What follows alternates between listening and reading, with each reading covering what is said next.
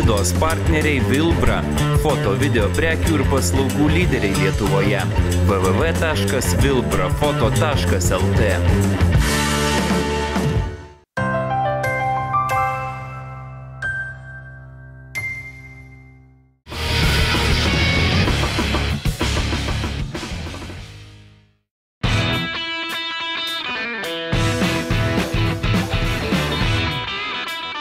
Gegužės 12 dieną minios žiūrovų suplūdo stebėti Lietuvos automobilių kroso čempionato pirmojo ir NES autokroso taurės antrojo etapų, kurie vyko Marijampolės autokroso trasoje. Šios varžybos pritraukė daugiau nei 50 pačių pajėgiausių sportininkų, ne tik iš visos Lietuvos, bet ir iš aplinkinių šalių – Latvijos, Estijos bei Baltarusijos. Varžybose startavo 7 divizionai, kurie susidarė iš 4 lengvųjų automobilių ir 2 bagių klasių. Lengvieji automobiliai buvo suskirstyti pagal variklių darbinį tūrį iki 1.6, 2 litrų ir be apribojimų.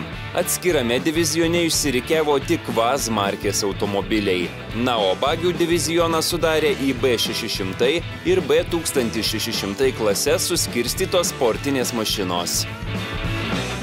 Prieš pirmąjį startą intensyvūs pasiruošimo darbai vyko už trasos ribų. Kai į varžybas vykstama turint vienintelį tikslą nugalėti, laiko niekada nebūna per daug. Pirmiesiems varžybų sekmadienį Marijampolės trasą teko išbandyti VAZ klasika diviziono atstovams. Po atkaklios kovos pirmąją vietą šioje klasėje užėmė Dainius Pilipavičius. Antrasis liko Remigijus Nešvydis. Na, o trečiąją vietą užėmė svečias iš Latvijos Kristaps Maševskis.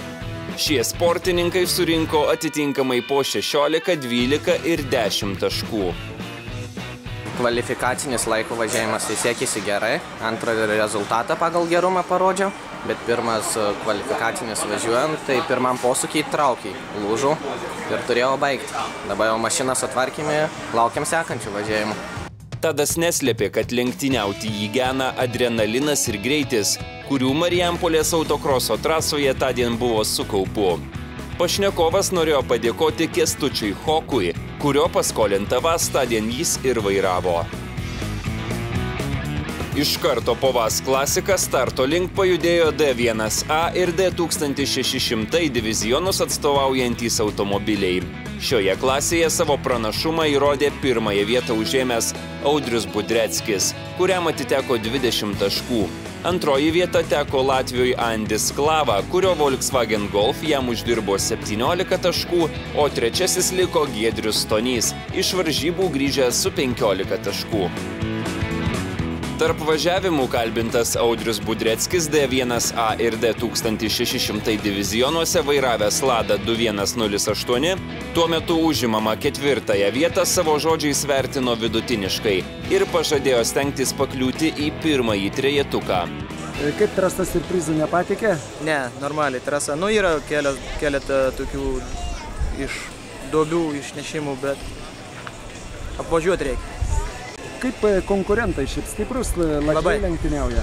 Labai. Ne, pagrinds yra lietuviai, 1.6 divizija 1A yra stiprus. Navickas, Domas Vercinskas, o daugiau tai irgi vidutiniai. Šį sezoną jau antrosiose varžybose kovojantis Domas Vercinskas pirmąjį važiavimą įvertino teigiamai. Sportininkui pavyko išvengti kelis konkurentus pražudžiusios duobės trasoje. Įspūdžiai geri, trasa gera, sakyčiau gera. Vienoje vietoje duobė įsimušė, porą mašinų ten vertės, tai biškai pakeitėm trajektorijas, gerai, svarbu nepapulti tą duobę, o šiaip viskas normalu. Kaip ir kiekvieną sezoną, Domas nusiteikęs kovoti tik dėl aukščiausios vietos. Trečiajame važiavime pagaliau pasirodė bagiai. Šį divizioną sudarė 5 sportininkai iš Latvijos ir 1 estas. 3 pirmasias vietas ir atitinkamai 16, 12 ir 10 taškų pasidalino latviai Aigars Lišovskis, Valters Ziverts ir Janis Bogdanovič. Ne vienam patyrusiam sportininkui baimės įvarė palyginti neseniai profesionalaus sportininko karjerą pradėjusi Kamilė Kuraitė. Ši jauna ir perspektyvi sportininkė trasoje demonstravo išskirtinį bagio valdymo meistriškumą, kuris nustebino net ir daug mačiusius autokroso senbuvius.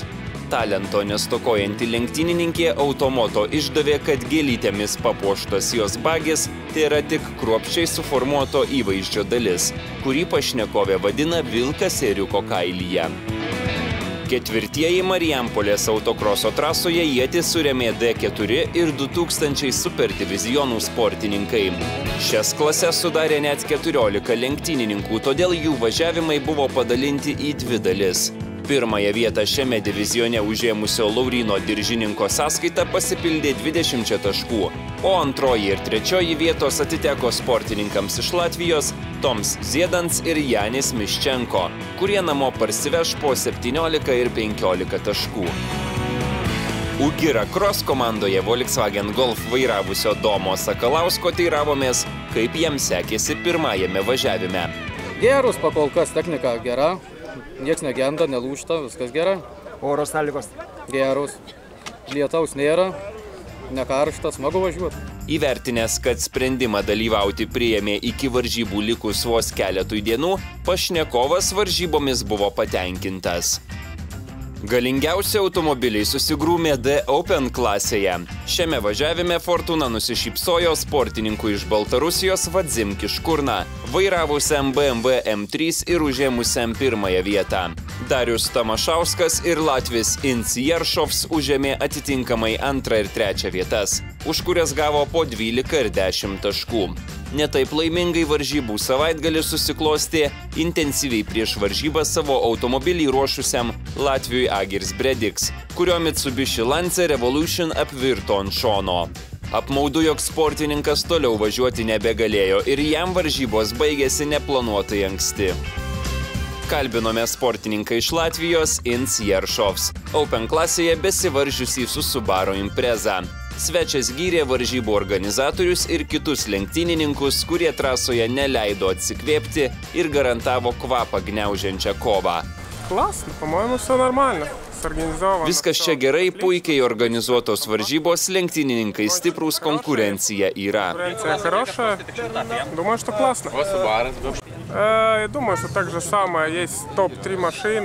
Manau, kad ir pas mus ir čia yra 3 geriausi ekipažai, kurie tarpusavyje kovoja. Lietuvoje daugiau automobilių su atmosferiniais varikliais. Latvijoje ir Lietuvoje situacija panaši, gal kiek skiriasi automobilių skirstymas pagal klases. А так я думаю, что если у вас то же самое будет, то думаю, что машин будет количество то же самое, что и у вас, то и у вас. Latvis pastebėjo, kad skirtingai nei jo šalyje vykstančiose lenktynėse, pagrindinė konkurencija grupėje vyko tarp pirmų 3 ekipažų. Sportininkas buvo patenkintas tarp važiavimų užimta antrąją vietą, tačiau finale žadėjo nepasiduoti be kovos. Iš karto po galingiausių lengvųjų automobilių važiavimo startavo antrasis bagių divizionas. Šią galingesniųjų bagių grupę sudarė 13 sportininkų, todėl jų važiavimai buvo padalinti į 2 dalis. Už pirmąją vietą šioje klasėje 16 taškų gavo Tautvydas Urba, o antrąją ir trečiąją vietas užėmė Ričardas Lepšys ir Andrius Petrauskas, kuriems atitinkamai kliuvo 12 ir 10 taškų. Pirmus metus už bagio vairo sėdintis Tautvydas Urba visus nustebino savo rezultatus po pirmojo važiavimo. Motosport LT komandos atstovas B1600 ir D3A klasėje užėmė pirmąją vietą. Šiemet pirmą kartą lenktyniavęs Giedrius Žunda po pirmojo važiavimo užėmęs 4 vietą B1600 klasėje, džiaugiasi, kad dienai įpusėjus trasa kiek pradžiuvo, todėl jau galima išvystyti didesnį greitį. Nieko, pradžia buvo visai nebloga, buvau net antroji pozicijoje, bet užleidau vienam posūkį, palikau tarpą, po to apsisukau. Tai likau 4 iš 5 dabar. Dabar jau nieko, pradžiuvus, ryte buvo tai nekas, o dabar jau pradžiuvus, jau linksmiau važiuoti ir automobiliai greičiau važiuoja. Tai... Bet yra duobių, aišku, bet nieko, tai yra krosas. Šiemet pirmas važiavimas? Jo, čia yra pirmas etapas. Tai geras apšilimas bus. Labai. Trasoje Giedriui kompaniją palaikė jo brolis Saulius, kuriam jo bagis iškritė piktą pokštą, sudegė viena iš jo variklio darbą kontroliuojančių mikroschemų. Nesus mikroschema va šitą va. Kompiuteris nedirba. Va, pridirba, svarbiausia, kad radom gedimą. Tai reiškia, į trasą sugrįši? Manau, kad bus gerai. Tačiau sportininkas neprarado ūpo, juk svarbiausia, kad gedimo priežastį pavyko nustatyti. Nors autosporte visų žiūrovų akys būna nukreiptos į trasą, tačiau to negalima pasakyti apie jų ausis. Savo darbą išmanantis komentatorius geras varžybas gali paversti puikiomis. Automoto kalbino jau 7 metus kroso varžybas komentuojantį Rimantą Poliakovą. Pašnekovas pastebėjo, kad šis sportas nors ir mažai žingsneliais, tačiau užtikrintai žengia į priekį. Na, džiugu visų pirma, kad susirinko net 56 dalyviai, turint omenyje, kad pirmajame etape, kuris vyko Latvijoj Smilteniai, buvo, kiek žinau, virš 120 dalyvių. Na, mes turim kur tobulėti, bet iš tikrųjų tai viskas yra gerai. Ką galėčiau pasakyti? Na, varžybos kaip varžybos. Šiandieną vis vyrai, norėčiau pagirti, važiuoja labai drausmingai, kažkokių tai piktybinių kontaktų nėra. Buvo tokių žaidybinių situacijų, bet tikrai jos buvo, na, sportinės etikos rėmose ir viskas yra gerai, oras geras, kogi daugiau reikia, nuotaika puikiai. Gegužės 12 dieną vykusiose autokroso varžybose netrūko nieko. Įnirtinga kova trasoje vyko nuo pat pirmojo starto iki paskutinio važiavimo finišo. Už įspūdingą autosporto renginį padėkos nusipelnė jo organizatorius Automoto klubas, Ugira Cross ir Lietuvos automobilių sporto federacija. Sekantis NES taurės etapas vyks rugpjūčio 11 dieną Vilkyčiuose, o Lietuvos automobilių kroso antrasis etapas jūsų laukia Ukmergėje birželio 1–2 dienomis.